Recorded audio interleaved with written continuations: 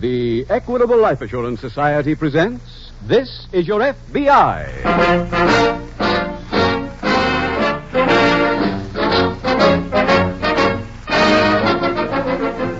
This is Your F.B.I., the official broadcast from the files of the Federal Bureau of Investigation. Presented as a public service by the Equitable Life Assurance Society of the United States and the Equitable Society's representative in your community.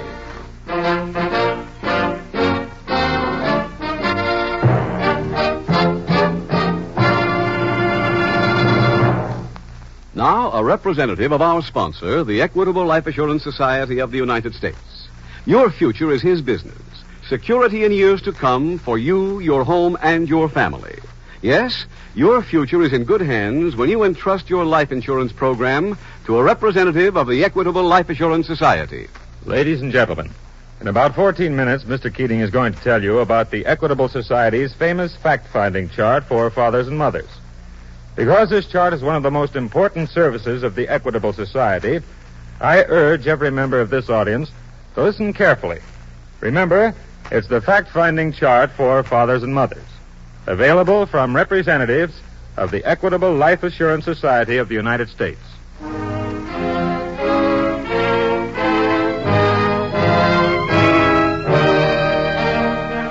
Tonight's FBI file, The Musical Frame-Up.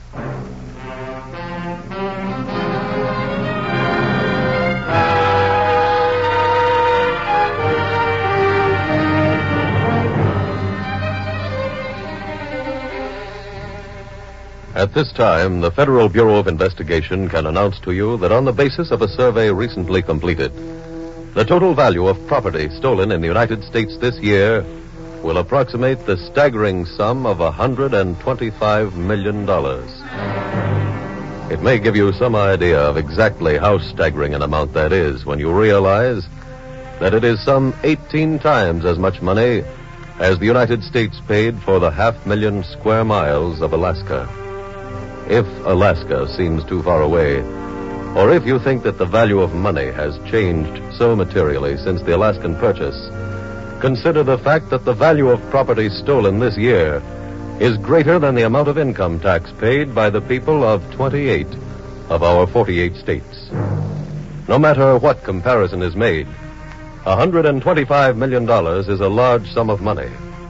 To know that it was stolen this year is a sobering fact, but one which pales before the accompanying information that the figure is spiraling, and that unless something is done to abate the current crime wave, and done in the near future, the figure for next year will be larger. And let those numbers answer the people who say that crime will always be with us, so why worry about it? Crime, as you can see, has ceased to be a necessity. For the American people, crime is now a luxury they can ill afford.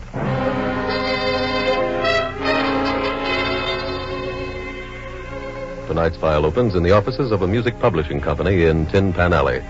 In the small rehearsal room of this establishment, a man is seated at a piano going over the lyrics of a song with an attractive young woman. You see, Ruthie? This is the chunk of the melody we want to sell. So kind of punch with the lyrics right there, will you, baby? Oh, sure, Marty. Shall we try it again? Okay. All right, sugar, right from the intro, huh?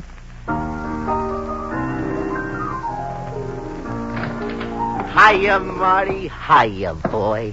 Huh? Remember me? Jack Logan. Logan? I met you on the coast. That party at Carlisle's ranch, remember? Yeah.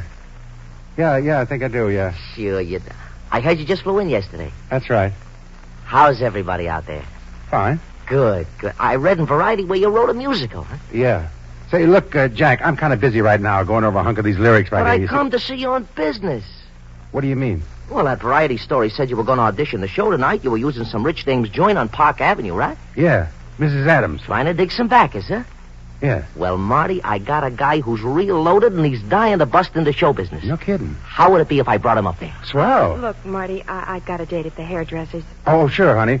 Look, call me later, will you? I'll give you the address and the starting time then. Sure. Well, be talking to you, kid. Right. I'm sorry, honey. Who's that character? I don't know. Just met him once. Sounds like it could be mob dough, Marty. Mob, schmob. These days you got to take any dough you can get. Come on, sugar. Let's make with this lyric.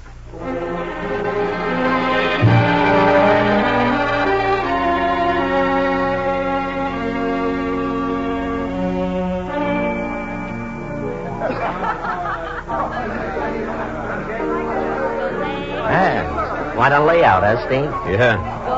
Who are all these guys? People invited to maybe back the show. Oh.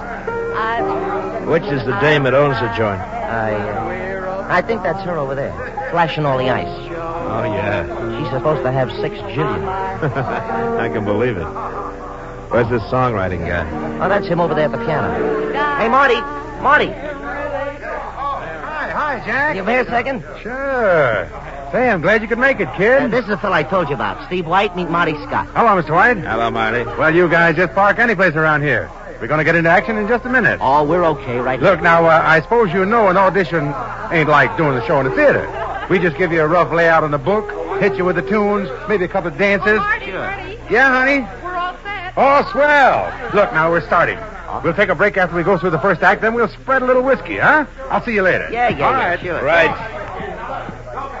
Is this a regular custom, Jack? Yeah, sure. Sometimes these turkeys do more shows in apartments than they do in theaters. Oh. How long will this first act take? Oh, I'd say at least a half hour. Well, as soon as it starts, we better get busy and find the old dame's jewelry.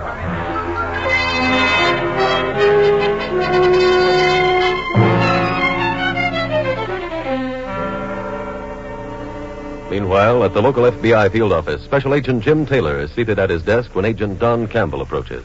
Hello, Don. Hi, Jim. Would you stop by your desk on the way over here? No. Well, we're teamed up on another case. Oh? Jewel robbery. Interstate? Yeah. A few days ago, the SAC got a memo from our Los Angeles office. It seems they received an anonymous phone call out there. Jim, I think you better start at the beginning. Oh, okay. Well, let's see. 6 weeks ago, the wife of a movie producer was robbed of about $30,000 worth of jewelry. It was one of a series of thefts that occurred after people had left big parties. Any descriptions of the thief? No, none good enough. Sounds like maybe somebody at the parties was in on it. That's what L.A.'s anonymous caller said. He also stated that the jewelry stolen at the last party, which was at a Mr. Carlisle's ranch, could be found back here. That's not much to work on. Oh, there's more, Don. When the SEC got the memo from L.A., he sent a copy to the police. Well, they knocked over a fence today and recovered a good part of the loot. It could mean the thief's still around. Uh-huh. The police are going to notify us if the same modus operandi is used here. Fine. I'll call you before I leave, Don, so let's start working on this first thing in the morning.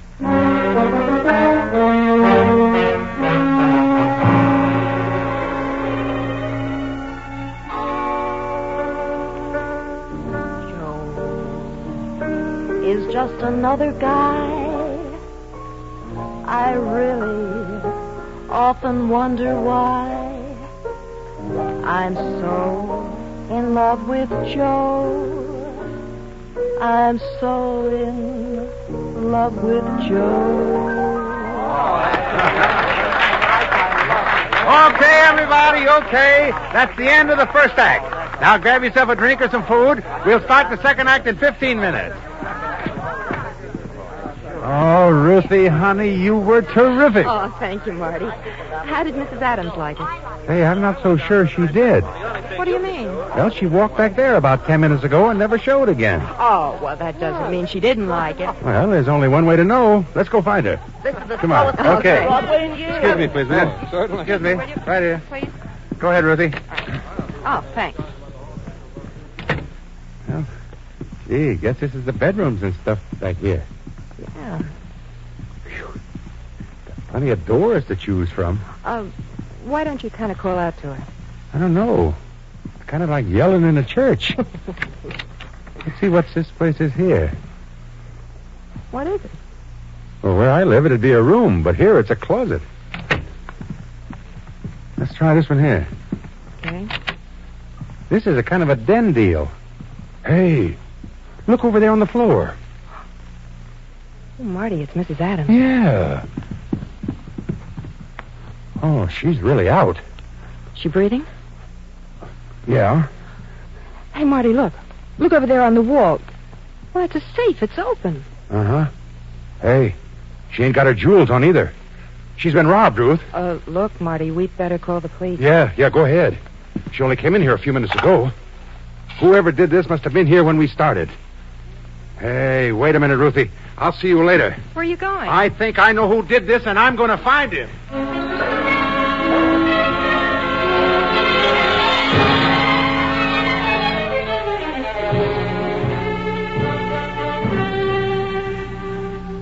Don, I'm glad you're still here. I was just leaving. Police headquarters just called. There's just been a jewel robbery. The pattern was like the ones on the coast. Oh? What's the story? A woman named Adams was robbed of jewelry and government bonds. Where? At her apartment. She had a lot of people there for an audition that was being held for a musical comedy. How long ago was this, Jim? The report came in about 15 minutes ago. Any description on the thief? No, the woman was in her library. He came up behind her and knocked her out. The police able to hold the guests? All but one, a man named Marty Scott. He apparently had arranged the audition. What happened to him? Well, a girl was with him, and they discovered the robbery. Scott told her he knew who did the job, said he was going, and he left. Marty Scott? Yeah, he's a songwriter. You know him? No, but I got a rundown on him from the police. He's a bit of a character. He drinks a lot. Wonder if he's been in California recently. According to the police, Don, he just got back. Any criminal connections? Well, the police are checking on that now. Oh, one other thing. This Scott stole a car from in front of the apartment house when he left. Oh. The police have already sent out an alarm on it. Say, Jim, what about a teletype on Scott to the L.A. office? That's a good idea, Don. Then we'll go up and interview that girl that was with him when they found Mrs. Adams.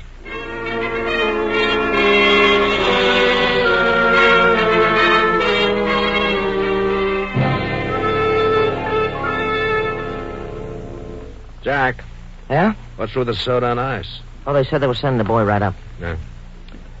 Any more stuff there? Well, his bracelet, and that's it. Let's have a look at it. Yeah. Oh. That's nice. Nice.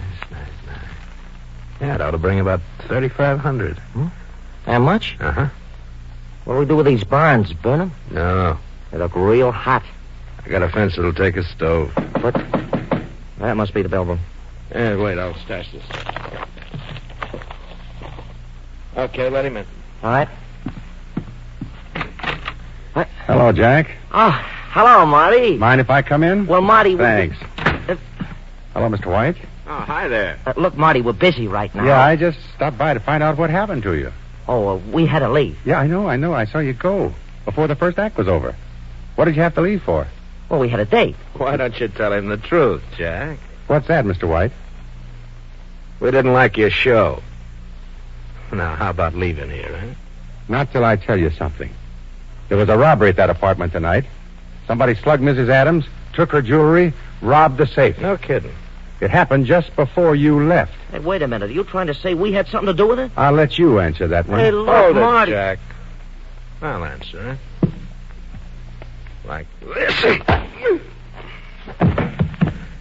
This guy wanted to go to the cops. Let's fix it so he does.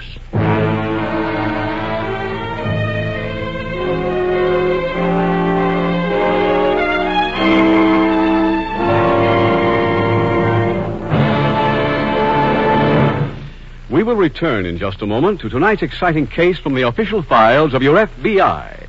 Now a quick interview with a man sitting on top of the world. A man who got rid of a 10-year worry in 10 minutes flat. That's me, Mr. Keating. Honest, I can't thank my Equitable Society representative enough for bringing that fact-finding chart for fathers and mothers. That's fine, Ed. Tell us just what the Equitable Society's fact-finding chart for fathers and mothers did for you. Well, just like you said, Mr. Keating, I got rid of a 10-year-long worry in 10 minutes. Before I got hold of this chart, I used to lie awake nights worrying what would happen to my family if I should die unexpectedly. And the biggest part of that worrying was I didn't have a ghost of an idea what income my wife and kids would need to live on without me. This chart opened my eyes. No question about it, Ed. This Equitable Society chart is an eye-opener and a worry chaser. Not one man in 50 really knows how much money his family would need to carry on without him. What they would require to maintain a decent standard of living until the children finish high school. The Equitable Fact-Finding Chart for fathers and mothers gives you a reliable basis on which to figure the minimum expense. What's more, it's simplicity itself. Every step is made absolutely clear by easy-to-understand pictures. My wife and I really enjoyed filling it in. Once you have the facts, it usually turns out to be much less of a problem than you thought. By the way, Ed, how much did this fact-finding chart for fathers and mothers cost you? Why, not 1 cent. It was free. Yes, this chart is just one of many services available from the Equitable Life Assurance Society. It does not obligate you in any way. Just drop a hint to any representative of the Equitable Society, and he'll be glad to see that you get a copy. Or send a postcard care of this ABC station to the Equitable Life Assurance Society of the United States.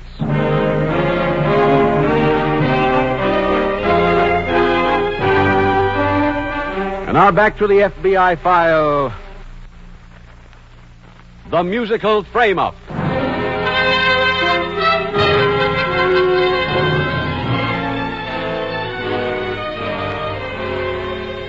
There are in the United States approximately 140,000 law enforcement officers.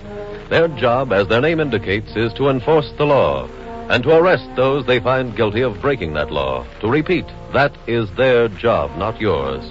And therein lies the lesson the Federal Bureau of Investigation would like to bring home to you tonight. If you know of a case in which any crime has been committed, do not attempt to deal with the situation yourself. For the true criminal must be dealt with by those who are familiar with his tricks, by those who are equipped to fight him and to capture him. It is not that the local police and your F.B.I. do not appreciate help from the public, for many crimes would remain unsolved without such help. But make sure your help will do some good, will help remedy the situation brought about by the crime. If those are your intentions, then your course is a simple and an easy one. It is, in fact, the only logical course for you to take. Merely pick up your telephone and call your local police. Give them the start, and they will finish the job for you. Tonight's file continues in a small room at police headquarters. Sorry to keep you waiting, Miss Graham. Oh, that's all right. My name is Taylor. I'm a special agent of the FBI. Yes, I know. The police told me you were coming. You're a friend of Marty Scott's. Yes. How long have you known him? Oh, off and on, about 5-6 years. Well, the police have given me a background report on him about his drinking. They say it's gotten him into quite a few scrapes in the past. Do you know about any of these? No. Have you ever been with him when he was drinking? A few times. But he seemed more like a paper hat drunk than a trouble guy. Mm-hmm. Or was he drinking at this audition tonight? Not that I know of. What were you doing there? I was singing some of Marty's numbers. Oh, I see. Now, when did you get to Mrs. Adams' apartment? About 8:15. And who was there? Marty, a dance team named Carrie and Ollie, Mm-hmm. a couple of chorus kids, and about a dozen squares who might put up some money. And you were with Scott when Mrs. Adams was found? That's right. Now, let's see. You've testified that he left stating that he knew who committed the robbery and was going after them. Mm-hmm. Did he mention any names? No, he... Pardon me, please. Special Agent Taylor speaking. Yes, Captain. You have where? Yes, I see. Yeah, thanks very much. That was a report on Marty Scott. What about him? He's just been found unconscious in a stolen car that he'd driven into a concrete wall. Oh. According to the police who found him, he reeked of whiskey, and in one of his pockets they found some of Mrs. Adams' jewelry.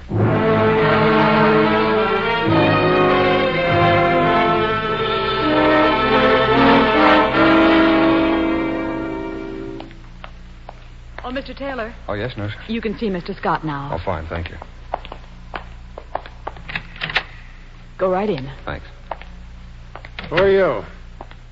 I'm a special agent of the FBI. Here are my credentials, Mr. Scott. Oh, I thought it was another one of those pulse and thermometer kids. How do you feel? Awful. I ain't been hit so hard since they dropped my last auction. You mind answering some questions? Look, I know what you're going to ask me. I'll give you the Reader's Digest version.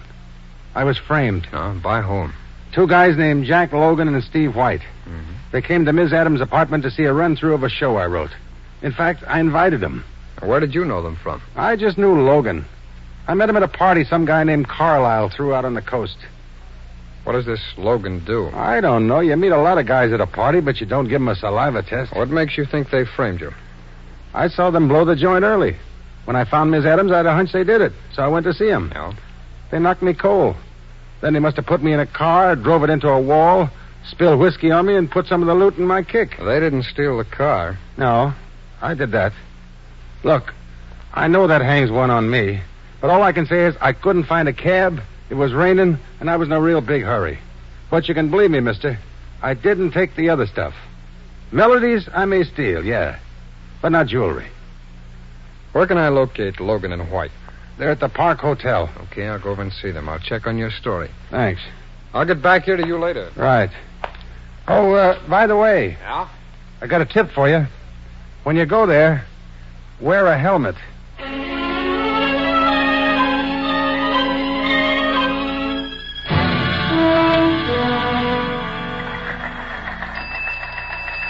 Jim, Yes, Don? teletype just came in from L.A. on Scott. Oh? He attended that party at the Carlisle Ranch. Yeah, I know. I just finished talking to Scott at the hospital. Get a confession? No, let's go back to my desk. Okay. Go ahead, then. Right. What was Scott's story? Yeah, he claims he was framed by two men named Jack Logan and Steve White. Did Scott admit being at the Carlisle party? Yeah, he said that's where he met this Logan. Why did these men want to frame him? Well, according to Scott, they're the ones that robbed Mrs. Adams. It's not a very strong alibi. I know, but we've got to go along with it until we prove otherwise. It's true. He gave me descriptions on this White and Logan. Why don't you check back on both of them with ident, huh? Okay, I will. While you're doing that, I'll go over and see them.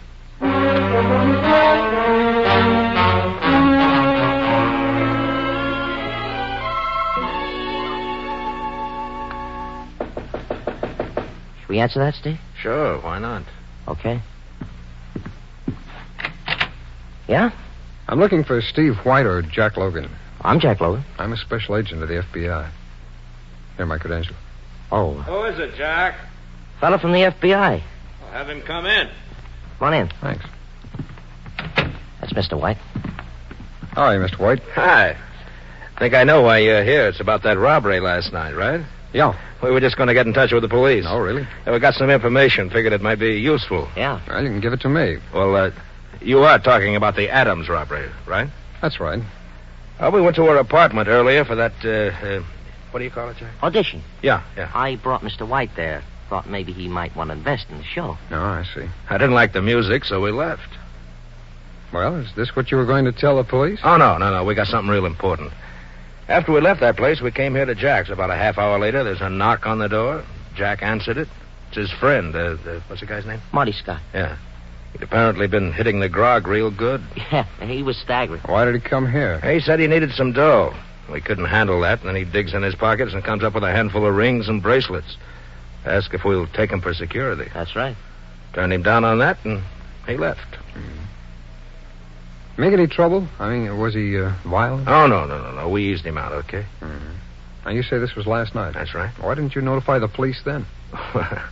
We thought it was junk jewelry till we read the paper today telling about the stick-up. I see. Well, thank you, gentlemen. I'll pass your information along to the police. If we need you for anything else, we'll call you.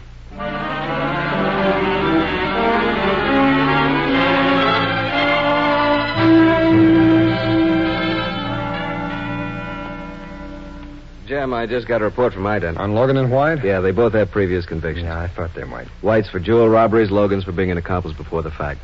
Here they are. Thanks. This makes Marty Scott's alibi a little more valid. Yeah. Yeah, but truthfully, Don, right now I don't know who did the job. Did you see White and Logan? Yeah, I interviewed them. They admitted being at the party all right. They also said that Scott had visited them after the party, that he was drunk, and that he tried to sell them the jewelry. Yeah, that would clear them. While I was talking to them, though, I noticed a spot on the rug that had just been washed. Did you question them about it? No, I went out and got a search warrant and returned to their apartment. They'd left. I applied a reagent to the spot. It turned out to be a bloodstain. That's one for Scott's side. Yes, especially since I'd been told there'd been no violence while Scott was there, that he'd just quietly left. Oh, I'll get it. Mm-hmm. Excuse me. Special Agent Taylor. Yeah. Mm-hmm. Yeah, right. Thanks a lot. Police headquarters, Don. Oh? They just did a thorough examination on the car that Scott was found in. The police picked up a clear fingerprint behind the rear view mirror. It belonged to Jack Logan. Well, that really makes this a whole new case. Yeah. Don, let me see those records again, will you? Yeah, here. Thanks. Yeah. Let's make some phone calls. I think I know how to find out who really stole those jewels.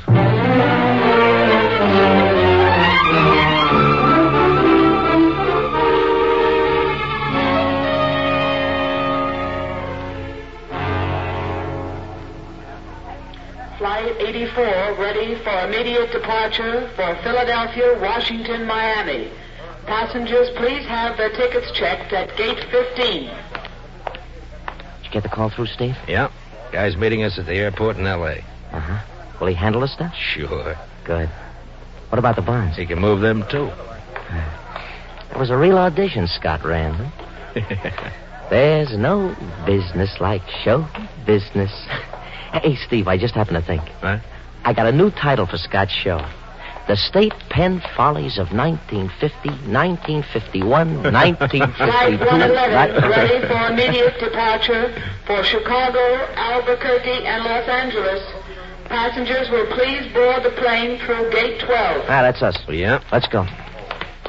Just a minute. Huh? What? Don. Yes, Jim. You can relieve Mr. White of that package. Right. What is this? You just come along. We'll explain it all to you on the way to headquarters.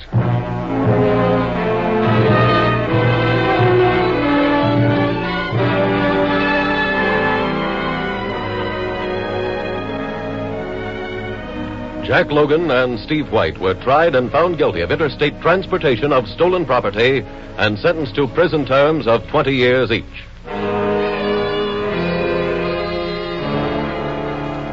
Special Agent Taylor, in re-examining the records of White and Logan, noticed a definite pattern in their operations. When they committed a jewel robbery on the West Coast, the loot always turned up in the East. On Eastern jobs, it was fenced in the West. While at their apartment, he also noticed that their luggage carried stubs from airline baggage checks. He therefore called all of the airlines, checked on reservations made for the West Coast, and obtained results you have just witnessed.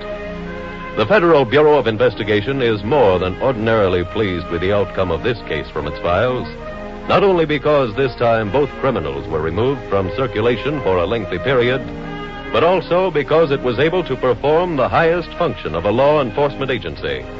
It was able to prove the innocence of a person who was justifiably under suspicion. Your FBI has always operated on the theory that it was far better to let 99 guilty men go free than see one innocent person convicted. And it shall continue to operate on that theory, shall continue its job of protecting you, the American people.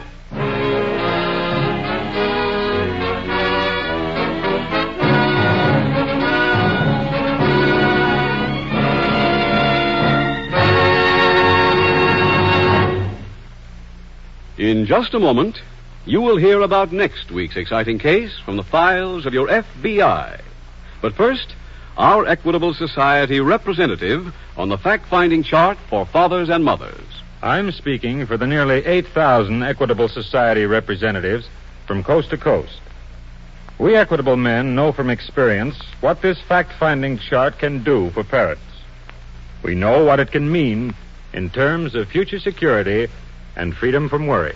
So, ask your Equitable representative for a copy of the fact-finding chart for fathers and mothers, or send a postcard care of this station to the Equitable Life Assurance Society of the United States.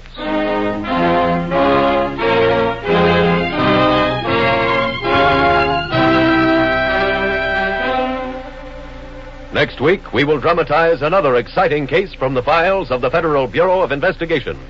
A dramatic reenactment of crime at a county fair. Its subject, armed robbery. Its title, The Big Case Out.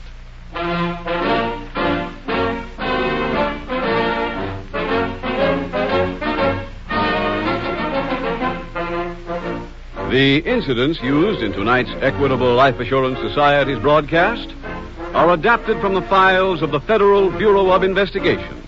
However, all names used are fictitious, and any similarity thereof to the names of persons living or dead is accidental. Tonight, the music was composed and conducted by Frederick Steiner. The author was Jerry D. Lewis. Your narrator was William Woodson, and Special Agent Taylor was played by Stacy Harris.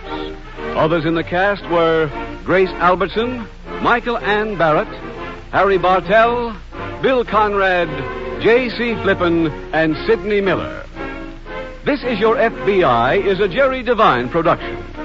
This is Larry Keating speaking for the Equitable Life Assurance Society of the United States and the Equitable Society's representative in your community, and inviting you to tune in again next week at this same time when the Equitable Life Assurance Society will bring you another thrilling story from the files of the Federal Bureau of Investigation. The Big Case Out on This Is Your F.B.I. This is ABC, the American Broadcasting Company.